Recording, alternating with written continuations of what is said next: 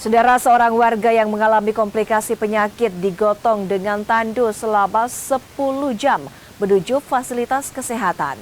Pasien bahkan harus menyeberangi sungai menggunakan rakit karena jembatan utama penghubung 6 desa rusak parah.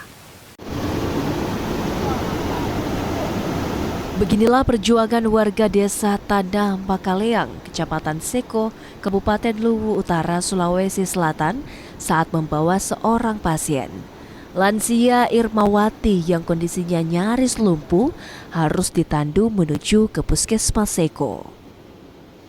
Jarak yang harusnya dapat dilalui lebih cepat berubah menjadi perjalanan 10 jam. Warga yang memandu harus melewati jalan rusak, berlumpur hingga naik turun bukit. Tak sampai di situ, mereka juga harus menyeberangi sungai menggunakan rakit lantaran jembatan utama yang menghubungkan 6 desa kondisinya rusak parah. Nah, demi mendapatkan kesembuhan,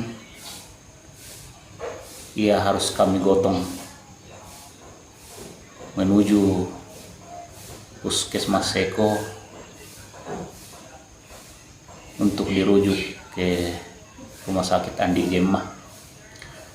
Nah, kami menggotong saudara kami ini melewati jalan yang rusak parah selama 10 jam. Nah, yang pahitnya lagi, kami harus melewati sungai dengan menggunakan alat seadanya, yaitu rakit yang dibuat oleh swadaya masyarakat. Kondisi ini membuat setiap keadaan darurat menjadi perjuangan panjang dan beresiko.